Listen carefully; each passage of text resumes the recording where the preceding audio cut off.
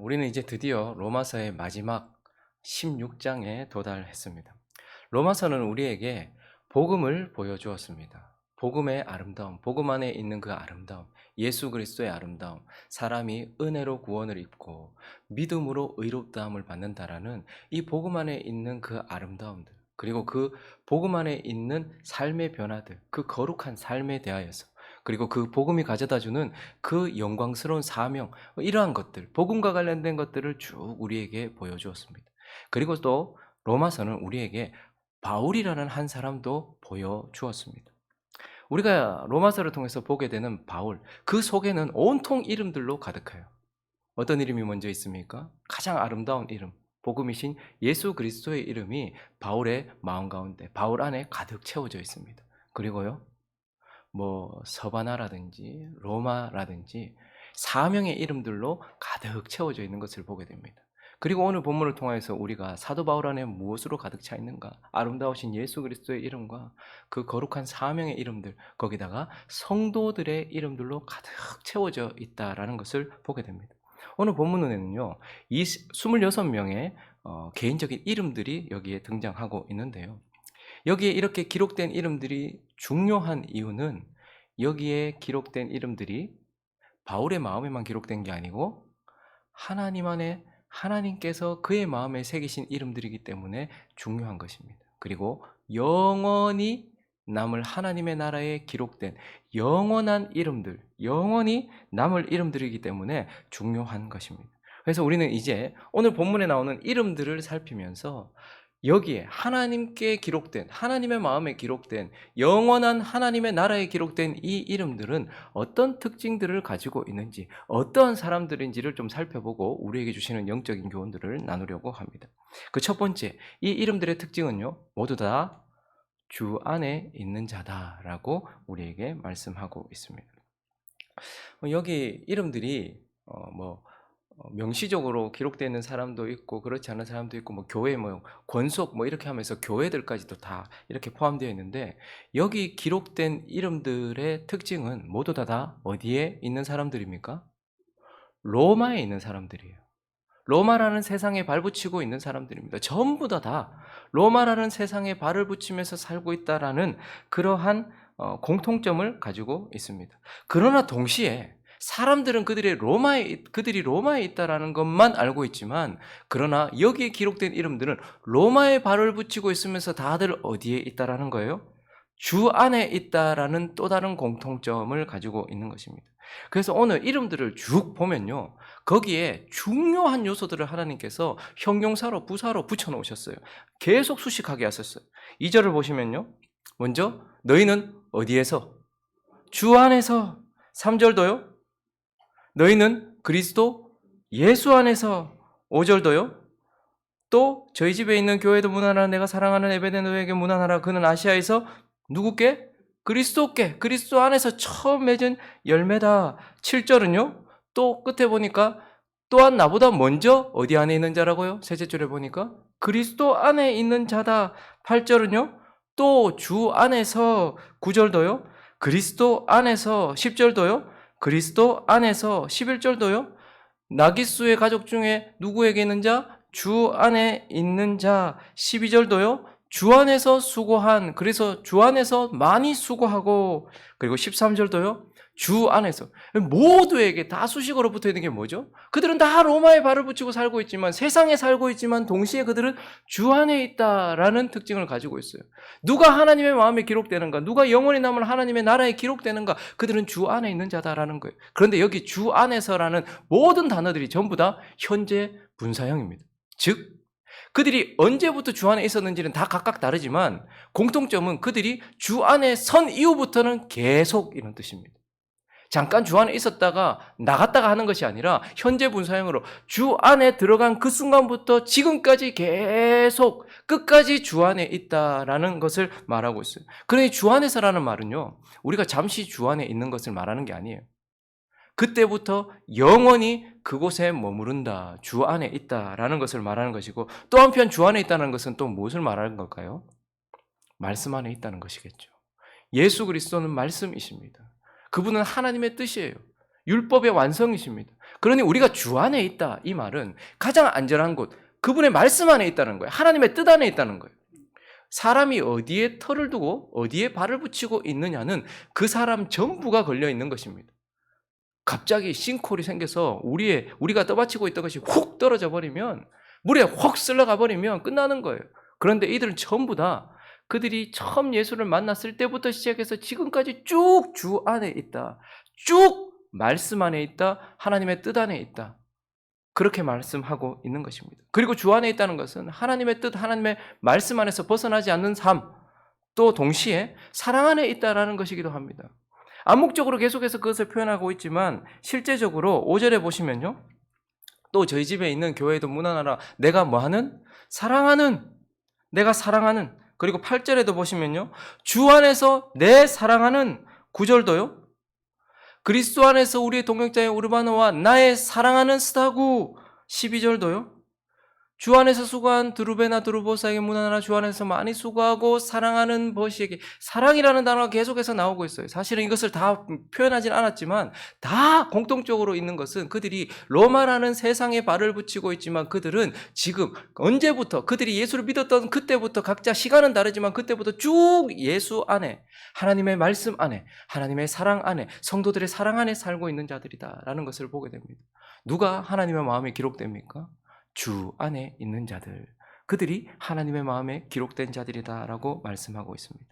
그리고 오늘 말씀 가운데 우리에게 주어진 이 이름들을 통하여서 이 이름들의 특징 두 번째는 바로 주 안에 있으면서 뭐하는 자들? 주 안에서 수고하는 자들이다라고 말하고 있어요. 그럼 세상에 있는 사람들, 심지어 우리들까지도 우리가 가지고 있는 로망이 뭐죠? 보통 사람들이 가지고 있는 로망이 뭡니까? 적게 수고하고 많이 얻는 거예요. 아예 이제는 불로소득, 이런 것들을 기뻐합니다. 그래서 최대한 나는 일을 안 하고, 그리고 최대한 많이 얻는 것, 땀을 적게 흘리고 많이 얻는 것, 그래서 웰빙 하다가 웰다이 하는 것, 이것이 사람들이 가지고 있는 로망이고, 심지어는 교회에 있는 사람들까지도 그런 생각을 하고 있어요. 그래서 곱게 늙어가지고, 뽀시랍게 늙어가지고 그냥 하나님 앞에 싹 가는 것, 웰빙 하다가 웰다이 하는 것, 그게 우리의 로망이고 세상 사람들의 로망입니다. 땀 적게 흘려놓고 어떻게든지. 그래서 여러분, 세상에서 돈 많이 버는 방법은 뭐냐면 부패한 사람들의 마음에 맞춰주면 돈 제일 많이 벌어요. 의미 있는 일을 해서 돈을 버는 게 아니에요. 여러분, 소방관들, 의사들, 경찰관들, 장례 지도사들, 이런 사람들 전부 다 사명만 가지고 가거든요. 여기 쓰레기 치우시는 분들, 근데 이런 건 돈 많이 못 벌어요. 그런데 부패한 우리 마음에 맞춰진 일들을 하잖아요. 쾌락을 준다든지 뭘 그 사람을 만족시켜, 이런 일들은요, 앞에서 노래 한 곡 하고, 보통 그 인기 있는 연예인들이 이제 행사장 한번 가면 정해져 있잖아요. 3곡 하고 앵콜곡 하고 4곡 노래 부르고, 인기 많으면 거기 가서 몇 천만 원씩 한번 받잖아요. 한 1시간도 안 걸리는데 그렇게 받아요. 그런데 하루 종일 사람들 돌보고 요양보호사들 하루 종일 일해도 몇만 원 못 벌어요. 어떤 사람들 자기 몸이 부서져라고 일용직을 합니다. 그래서 의미 있는 건물들도 세우고 그렇게 해요. 그런데도 그런 건 돈 많이 못 벌어요. 그러다 보니까 사람들이 뭐 하려고 하죠? 일은 적게 하고 돈을 많이 벌고, 그리고 최대한 우리가 수고를 덜 하면서 웰빙 하다가 웰다이 하는 것. 그런데 오늘 이 본문에 나오는 이름들을 보십시오. 하나님의 마음에 기록된 자들을 보십시오. 여기에 또 하나님께서 뭘 붙여놓으셨는지 1절을 볼까요? 내가 갱그레아 교회에 뭐로? 일꾼으로 있어요. 일을 하는 사람이에요. 베베는요, 거기서 수고하는 사람이었어요. 그래서 2절도 보시면요, 왜 바울이 그녀를 추천하는가 하면 이는 그가 여러 사람과 나의 보호자가 되었습니다. 베베를 내가 추천하고 아마 베베가 이 로마서를 가지고 갔던 것 같아요. 그런데 그 여자를 추천하는 이유는 그가 일꾼이다, 계속해서 일한다, 갱그레아 교회에서 일하는 사람이었는데 그는 여러 사람과 나의 보호자가 되었습니다.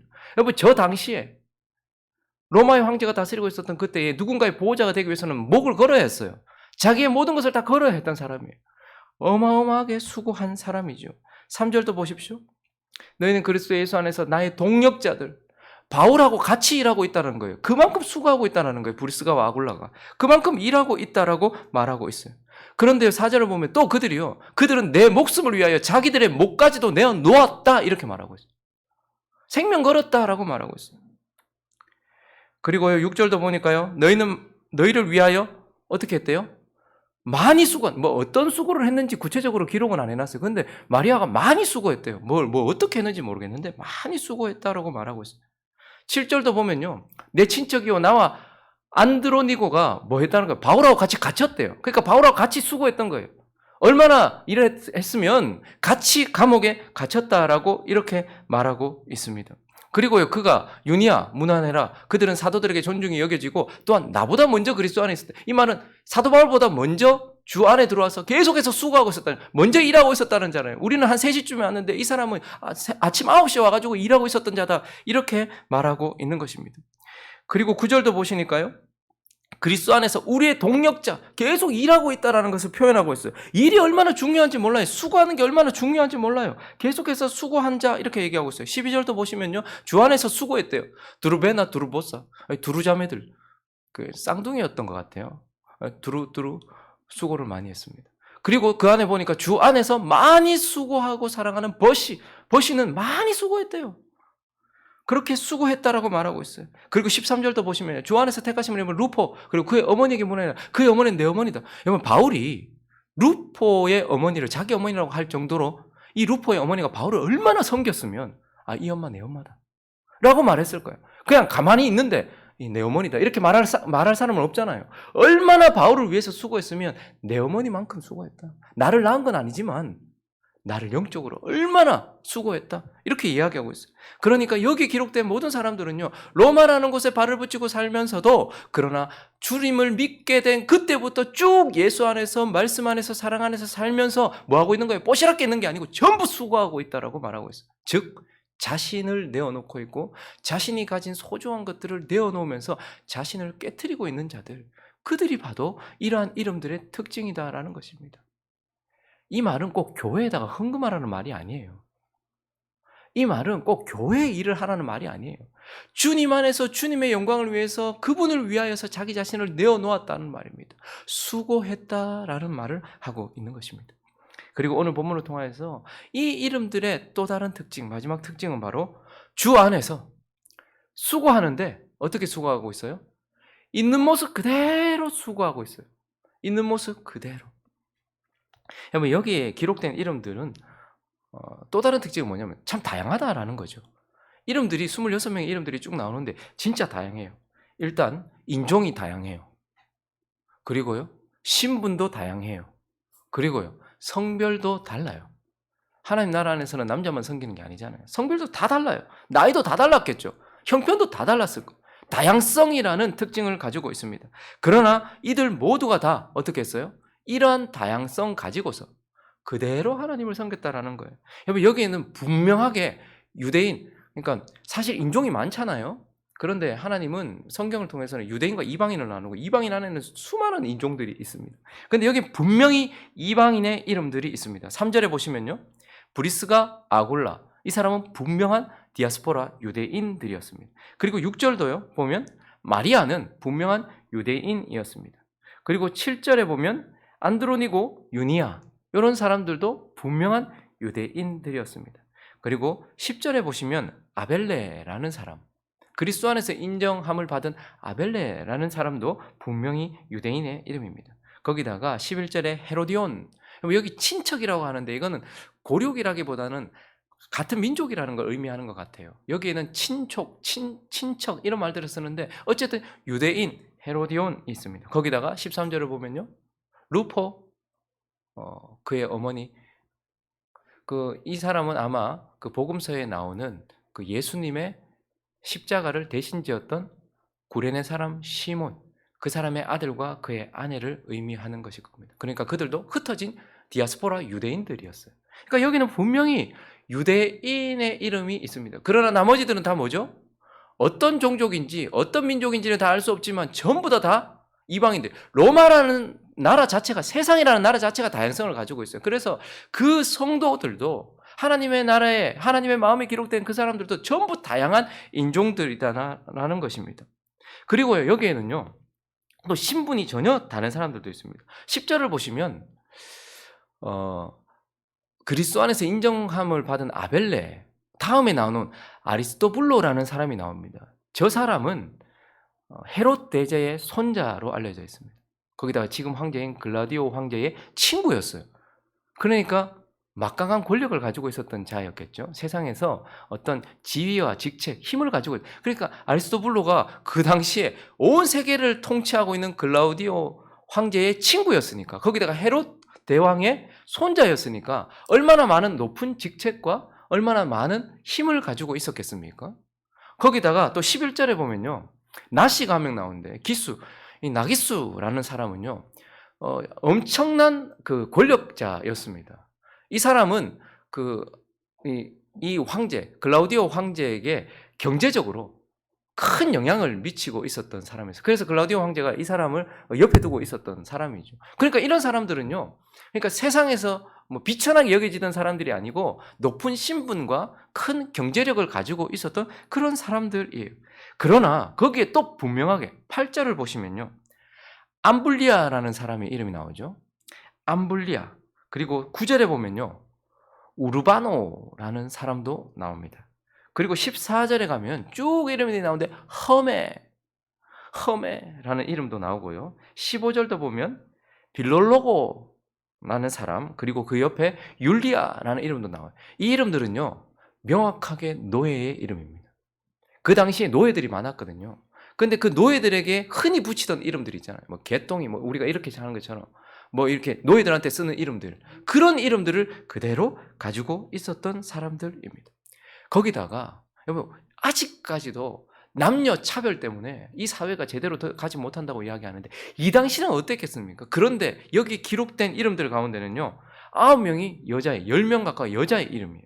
1절부터 누가 나옵니까? 자매 베베가 나와요. 그리고 3절에 보니까요, 브리스가, 그러니까 왜 보통 남자 이름부터 먼저 써야 되는데 이 식구들은 브리스가와 아굴라가 먼저 나와요. 브리스가가 먼저 예수 안에 들어왔기 때문일 수도 있겠죠. 남편 아굴라보다 먼저 예수 안에 들어왔을 수도 있고, 아니면 아굴라보다 브리스가가 훨씬 더 믿음이 좋았기 때문일 수도 있고, 아니면 경제적인 어떤 뭐 이 가정에서 누가 더 우선됐는가, 이 사람이 더 주도적으로 뭔가를 했기 때문에 브리스가 이름이 앞에 나왔을 수도 있지만, 어쨌든 브리스가라는 여자 이름이 나옵니다. 6절에도요 마리아라는 여인이 나오죠. 7절에도요 유니아라는 여인이 나옵니다. 그리고 12절에도요 방금 말씀드렸던 것처럼 두루자매들, 두루베나 두루보사, 그리고 또 12절에 보니까 버시라는 자매도 나오고, 13절에는 루포의 어머니가 나오죠.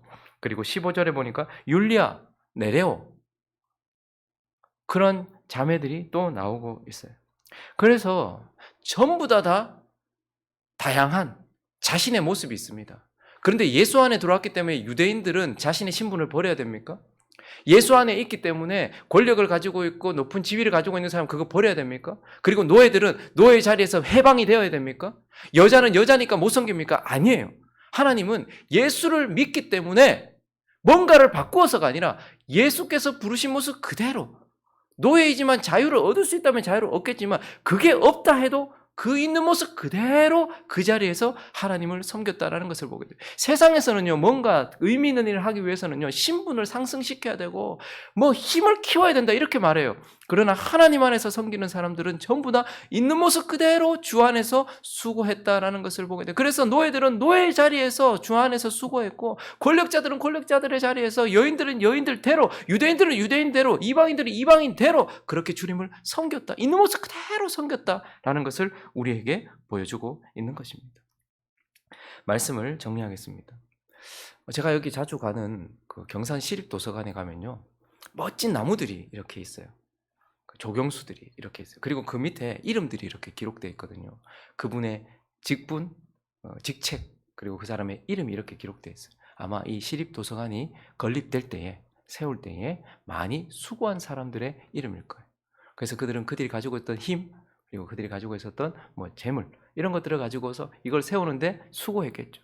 그래서 저는 그런 이름들을 보면서 참 고맙다라는 생각을, 어떻게 내가 여기 계속 다닐 줄 알고 이렇게 미리 이렇게 세워놔가지고, 최근에 또 리모델링까지도 하고 에어컨도 싹 다 바꿔주고, 어떻게 제가 여기 올 줄 알고 이렇게 이분들이 다 수고해가지고 저한테 이렇게 또 은혜를 입히나, 이런 생각을 해요.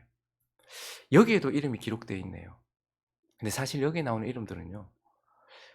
몇 명 말고 뭐 브리스길라 아굴라 이런 사람들은 뭐 사도행전에도 나오고 여기도 나오고 저기도 나오지만 대부분은요. 여기 한번 기록되고 말았어요. 뭐 누가 알아주는 이름도 아닙니다. 그렇지만 여기 기록된 이름은 하나님의 마음에 기록된 자들이요. 하나님의 나라를 건립하고 세우고 그 나라를 이끌어 나가는데 많이 자기 자신들을 깨트린 수고한 사람들의 이름이고 영원히 기록될 이름들이에요. 사람들은 어디든 자기 이름을 올리고 싶어 합니다. 여러분들은 어디에 이름을 기록하고 싶으십니까? 우리가 의도하지 않든 의도하든 어딘가에 우리의 이름은 기록될 것입니다.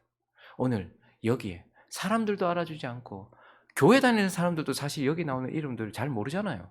우리들까지도 잘 모르는 이 이름이지만 여기 한번 기록된 영원히 남을 이 이름들처럼 저와 여러분이 하나님 나라에 그리고 하나님의 마음에 그리고 하나님의 백성들의 마음에 기록되는 거룩한 이름 되시기를, 그러한 삶을 살아가시기를 예수 그리스도 이름으로 축원합니다.